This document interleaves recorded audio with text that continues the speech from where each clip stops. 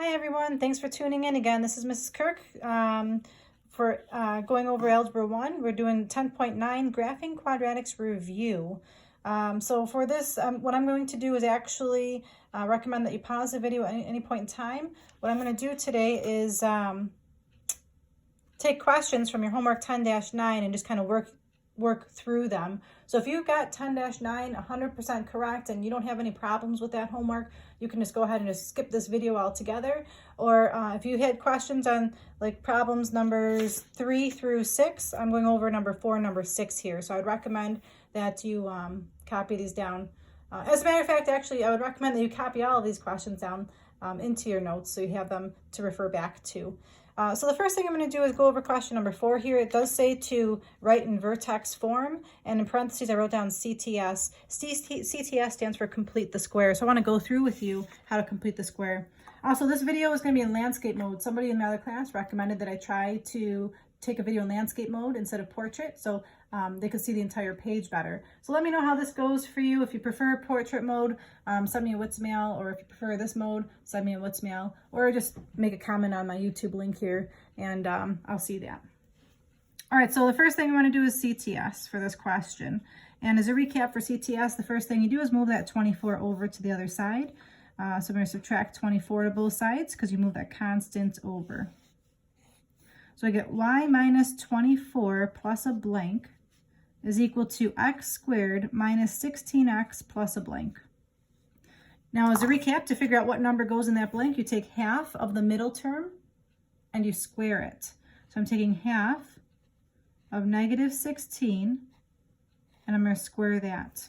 I'm going to add that to both sides. Half of negative 16 and I'm squaring the entire amount. So on this side, I'm left with y minus 24 plus half of negative 16 is really negative 8. Negative 8 squared is 64. Recopy this side and change that to a 64 as well. On the left-hand side, I can combine like terms. I get y plus 80. No, just kidding. Y plus 40. Mental math is a challenge sometimes. On the right-hand side, I'm trying to factor this. And remember that strategy, a real fast method, is just take half of that middle number. Half of negative 16 is negative 8.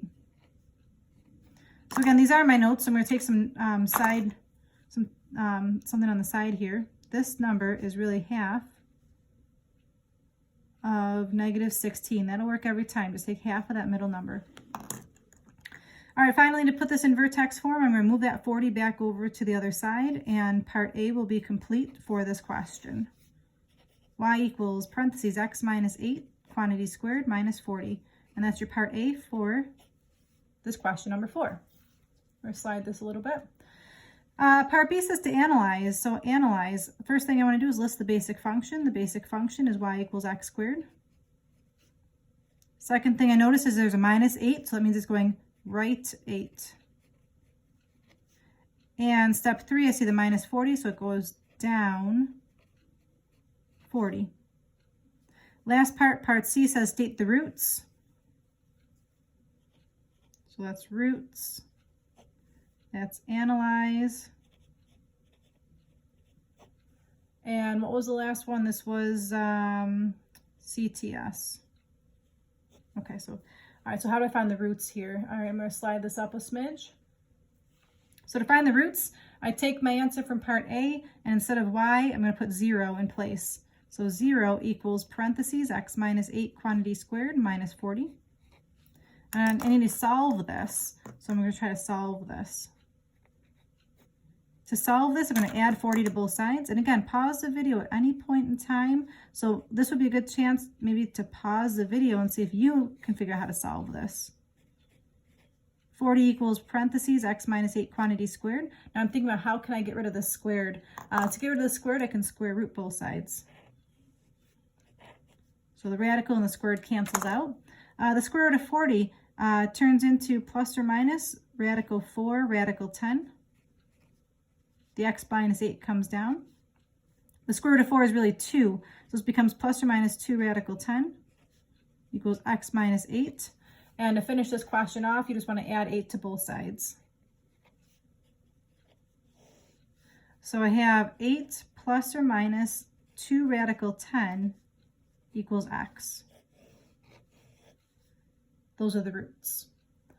All right, that's question number 4. Now I'm going to go ahead and go on to question number 6. And again, pause the video at any point in time. Let me zoom out for a moment so you can see number 4 in its entirety. If you need to go back and fix anything, go ahead and do that.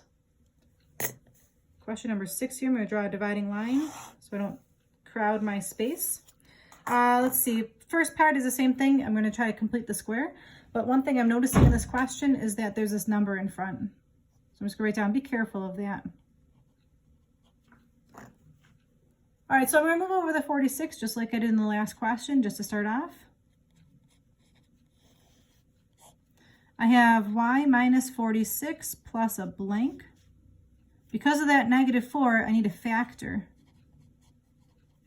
out -4. And I'm picking -4 because it literally says -4 right here. So on this side, I'm going to factor out a -4, and in parentheses, I'm dividing each of these things by -4. So -4, x squared divided by -4 is really just x squared. 8x divided by -4 is really -2x. And there's my plus blank again. Okay, so to fill in my blank here, I'm going to zoom in just a little bit. To fill in my plus blank, again, I'm going to take half of that middle number and square it. So it's really half of -2 quantity squared. But on this side, I have to be careful. There's this -4 that I factored out. So when I put it on this side, it's -4 times half of -2 quantity squared. Again, I put that -4 here because there's this -4 GCF I took out. Okay, so now let's go through the math. This is y minus 46 plus half of -2 is -1. -1 squared is +1. +1 times -4 is -4. I'll copy this part down. X squared minus 2x. Again, half of -2 is -1. -1 squared is +1. On the left-hand side, this becomes y minus 50.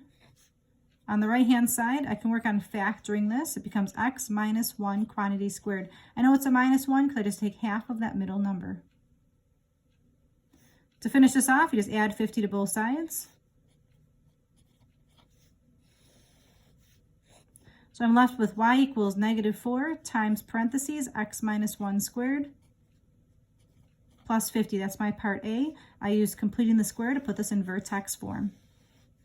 Part B, they want me to analyze this. So remember, step 1 for analyzing is always list that basic function. In this case, it's y equals x squared. Step 2, I see that there's a negative in front of this problem. The negative in front is telling me it's going to be a reflection over the x-axis. Step 3, I notice that there's a 4 in front. That 4 is going to tell me that there is a vertical stretch.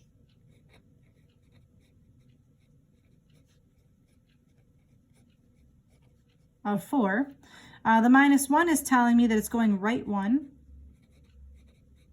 And this plus 50 is telling me it's going up 50. So there's a lot to analyze. And I just noticed that on my answer key, if you check my answer key on WITS, I forgot to actually put the vertical stretch of 4. So it's a good thing I'm going over this with you. We can catch some mistakes if we see them. All right, so that's part B, the analysis. Now part C, for the roots, I'm going to take my part A and put a 0 in place of the y. And I'm going to work on trying to solve this. This is a pretty cool question. For those of you who are, doing really well in this class, this is a really cool question for us. Just really makes us think a little bit more. But let's see what we got here. First thing you want to do is move that 50 over to the other side.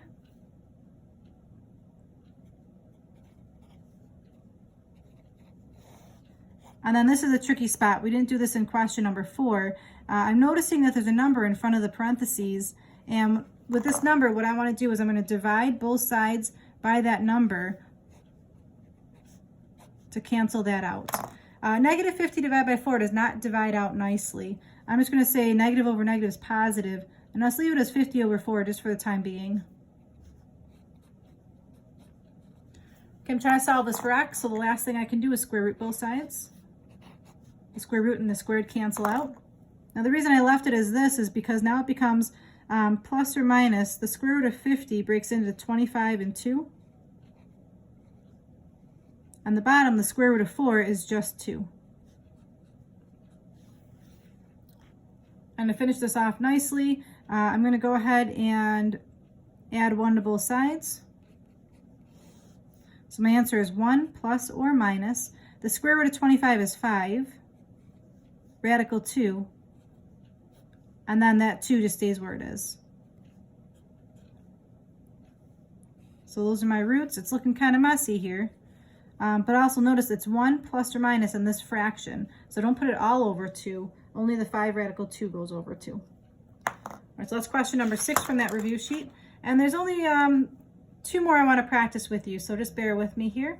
I want to go to question number 9 on your review sheet. So the next one I'm going to do is number 9. Number 9 was y equals negative 2x squared minus 12x plus 16.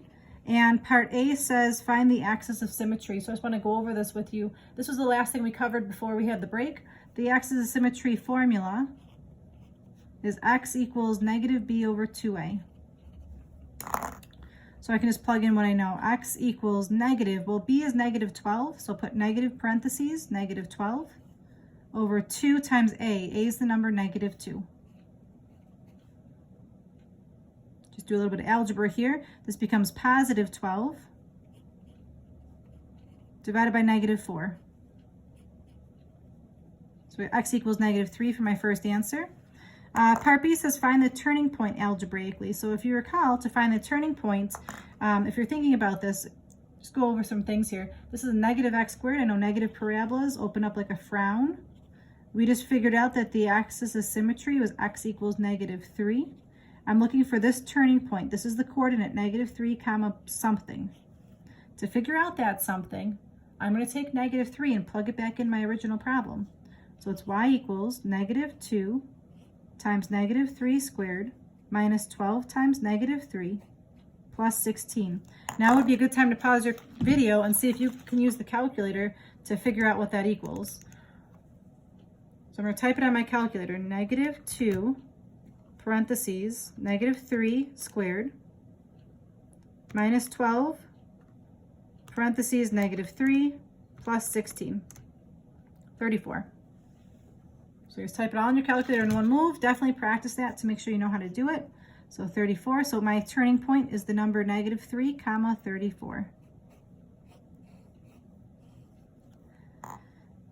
And the last part, part C, they want to know, is this turning point a maximum or a minimum? Well, actually, it works out quite nicely that I drew this picture. Because it's a frown, this top point is the maximum.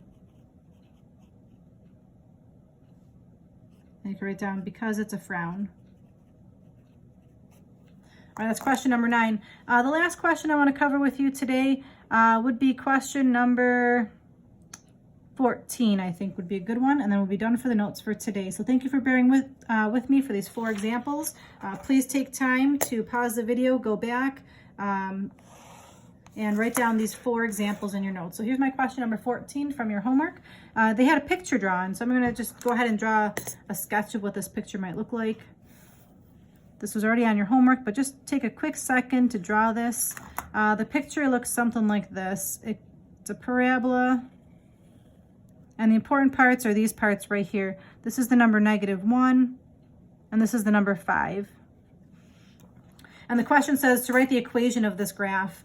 And I'm going to do that based on just what the roots are. So as a recap, this is called a root, and this is also called a root.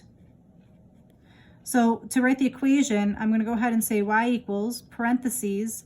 This would be x plus 1. You always take the negation of the roots, x minus 5. We're going to practice our FOILing skills. So it's x squared minus 5x plus 1x minus 5. Combine like terms, x squared minus 4x minus 5. The last thing you want to be careful of here is because it's a frown. What am I missing, everyone? Think about it. It's a frown. So in the front, you need to have a negative. So again, these are my notes. I'm going to write down why I did that. I put this negative because it's a frown graph. So to finish this off, it's really y equals negative x squared plus 4x plus 5. Now, I remember from one of the Bell quizzes that there was somebody in class who wrote this in vertex form. So I just want to show you how I would do that. In this particular question, the vertex is at this point up here, 2, 9. So just in case there's someone out there, because I remember on the Bell quiz, someone wrote this in vertex form. The vertex form for this would be y equals negative parentheses x minus 2 squared plus 9. So I just want everyone to be aware that both of these are correct answers to this problem. Thank you for watching, everybody. I really appreciate it that you took time to write these 4 examples in your notes. Again, this is Mrs. Kirk. I miss you guys. I know this isn't the same as being in the class. Here's a screenshot of questions 9 and 14, so you can try to get both of those in. Pause the video if you need to. This is the top of my notes. Questions 4 and 6. Pause the video so you can copy down anything you need to. That's my heading. Tonight's homework will be to work on questions from the 10-10 review sheet. I'm going to post that on WITS for you so that you can work on that tonight. Thank you again for watching. I greatly appreciate you taking the 17 minutes out of your day to do so. Let me know if you like this landscape or if you prefer the portrait view for future videos. And WITS mail me any questions that you have so I know which questions to go over with you in the future. Thanks, everybody. Love you all. This is Mrs. Kirk. Have a great day.